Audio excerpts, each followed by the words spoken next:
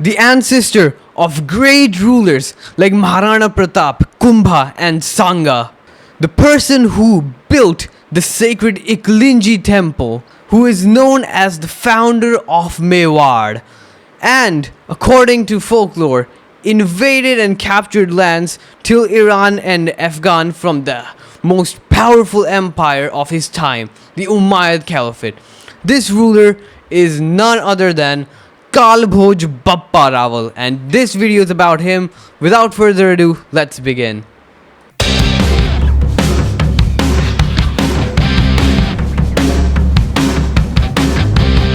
Namaskar everyone, welcome back to another video on I Love History. My real name is Shreyansh Tiwari.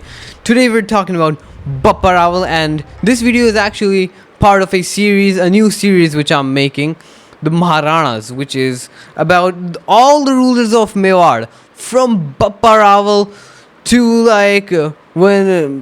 the last ruler. So this is the first video about Bappa Rawal. More videos will come in the future, but let's talk about Bappa Rawal today. So we don't know the exact dates of the events of Bappa Rawal, but we do know about the approximate dates. So before we talk about Bappa Rawal, let's know the background a bit. So around the 7th century, the first after Islam was created, the first caliphate, the Rashidun Caliphate, had conquered the Sassanian Empire and defeated the Byzantine Empire. So then the Rashidun Caliphate, they conquered Iran, and then the Rashidun was actually a dynasty and the country or empire was the Arab Caliphate or Arab Empire, and the ruler of that empire would be known as the Caliph, who would kind of be the head of Islam. So the Rashidun Caliphate had barbarically destroyed a lot of the Zoroastrian temples and systematically made policies which forced the Zoroastrians to convert to Islam. That was basically their strategy. They also conquered Egypt, and then the Rashidun dynasty was overthrown by the Umayyad dynasty. The Umayyads became the rulers now. And they had expanded to Spain and also invaded France, but were repelled by the French ruler Charles Martel. Then the Umayyads focused eastward. They conquered and vassalized parts of Afghanistan and modern-day Turkmenistan. And they also captured modern-day Balochistan. So right now, no major Indian kingdom was harmed or invaded by the Umayyad Caliphate until they invaded Sindh, which is said that it was ruled by a Brahmin dynasty, and when the Umayyads invaded, it was ruled by a king named Raja Dahir. So when the Umayyads invaded, Dahir had repelled many invasions of the Umayyads. Until in one invasion in 1712, led by Muhammad bin Qasim, the Umayyads managed to defeat Dahir and conquer Sindh and annex it. How could this happen? Because there was internal betrayal in Sindh. It's said that the Buddhist nobles betrayed and joined the Arabs. So the Arabs conquered Sindh, and Muhammad bin Qasim, he took two princesses, the daughters of Dhir, as spoils of war to give to the Caliph. But the daughters were clever. They told the Caliph that Qasim had raped us, which made the Caliph angry, and he executed Qasim. And then the daughters did something kind of illogical. They told the Caliph the truth, that they lied, and then the daughters were executed as well. So Sindh was annexed in the year 712. And then Umayyads invaded India a lot, and there were more incursions into India. But now, this is basically the background. India at this time wasn't united. There were many different kingdoms, divisions. There were many different kingdoms, basically. India wasn't united under a strong force. Okay, so this is basically the background. Now let's start the story of Bappa Rawal.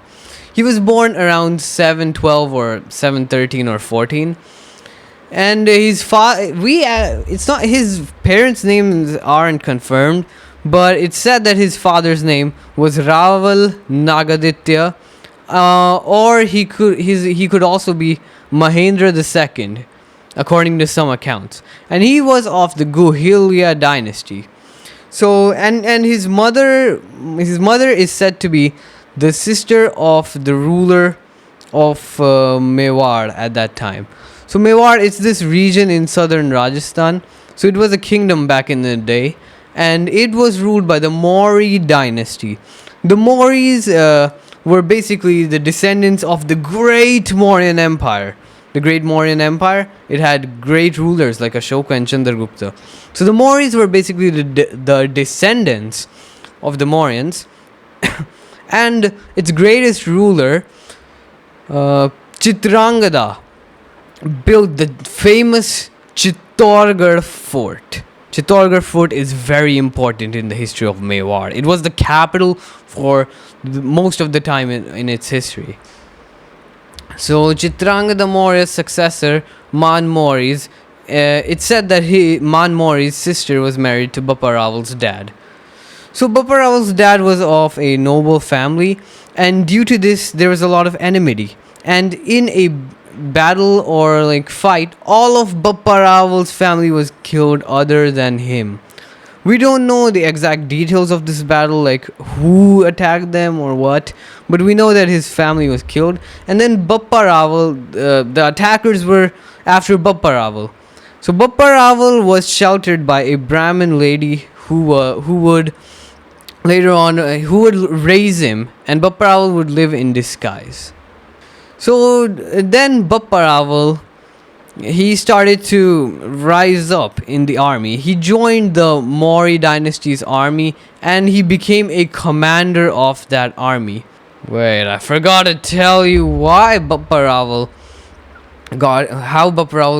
got his name Bappa. Bappa actually means a father-like figure in that language, in like the Mewari language. So the soldiers of Bappa Rawal called him Bappa, lovingly called him Bappa. So that's how he got his name Bappa. And Rawal means king, and his birth name was actually Kalbhoj. He was named Kalbhoj when he was born. So Bappa Rawal was made commander, and during this time, Bappa Rawal also met a important figure in his life, who was named Harit Rishi. Harit Rishi was a sage, a saint. Bappa Rawal, Harit Rishi taught Bappa Rawal. So Harit Rishi was the guru of Kalbhoj. Harit Rishi taught him about spiritual teachings and stuff. So Bappa Rawal was very inspired by the teachings of Harit Rishi. And Bappa Rawal had a strong spiritual side because of Harit Rishi. So then the Umayyad Caliphate invaded the Maurya kingdom. But the invasion was repelled by Bappa Rawal. For honor, charge! You will not prevail! And during this time, the Man Maurya, the ruler, became old. So this is a theory that Man Maurya got old, so he gave the throne to Bappa Rawal, so that Bappa Rawal could become king. So it's said that Bappa Rawal became the king of Mewar in around 728 to 734, like between this period. So Bappa Rawal becomes the king of Mewar. And on the advice of Harit Rishi, he built the sacred famous Eklinji temple, which is still there till this day.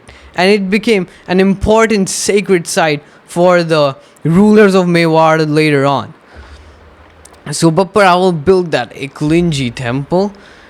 But now there was an imminent threat which the other Indian kingdoms possibly also realized. The Umayyad Caliphate. It was invading more and more places.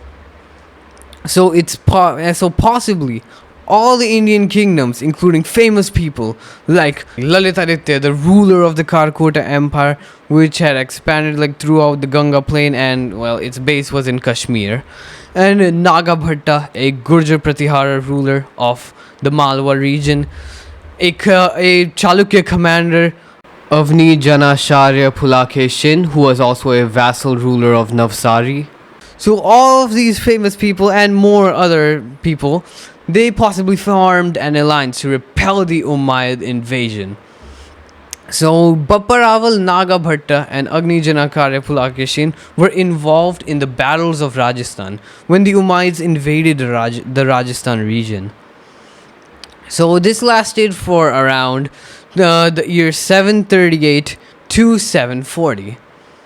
In this, the Indian alliance was victorious, and Bappa Rawal was victorious, and he conquered all of Rajasthan.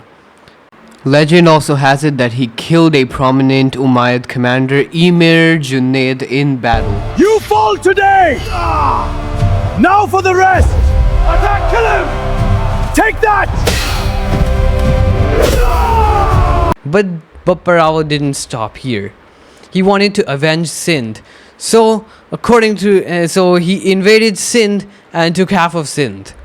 And according to Rajput folklore, which might be exaggerated, Bappa Rawal also invaded and conquered parts of Afghanistan and Iran. And meanwhile, Lalitaditya conquered like the places places along the Oxus River to the Aral Sea. So Bappa Rawal. So we don't know exactly what's true if he really conquered Iran and Sindh, but we know that he successfully repelled and defeated the Arab invasion. So we don't know the exact extent of their empires, but this is my closest reconstruction of their empires. This is how much they probably had in the year 749. Karkota Empire under Lalitaditya Muktipid, Mewar under Bappa Rawal, and Malwa under Nagabhatta. So after this, Bappa Rawal, after conquering and repelling the invasions of Umayyad Caliphate, Bappa Rawal started working on his country. He developed a lot. He developed his country a lot, tried to make it rich. But then Bappa Rawal decided around 750 that he would take sannyas. What's sannyas? That's basically retiring. So Bappa Rawal decided that he would retire from being king and give his son, his name is Kumbha, the kingdom. So Bappa Rawal, he retired and went into the forest to dedicate himself for the worship of the Hindu god Mahadev, or also known as Shivji, Shankar, Bholenath, etc. And then he possibly joined, and it's said that he joined Harit Rishi to be a worshipper of Lord Shiva Mahadev. So he went to the forest to do this, and that's what he did in his final years. So he died around 760. So guys, that was the history of the great king Bappa Rawal, and stay tuned for the next episode in which I talk about what happened to Mewar after Bappa Rawal's death. What happened to Mewar after Bappa Rawal? We're gonna find this out in the next video. So guys, bye bye, have a nice day, and subscribe so that you get notified about it. So bye bye, have a nice day.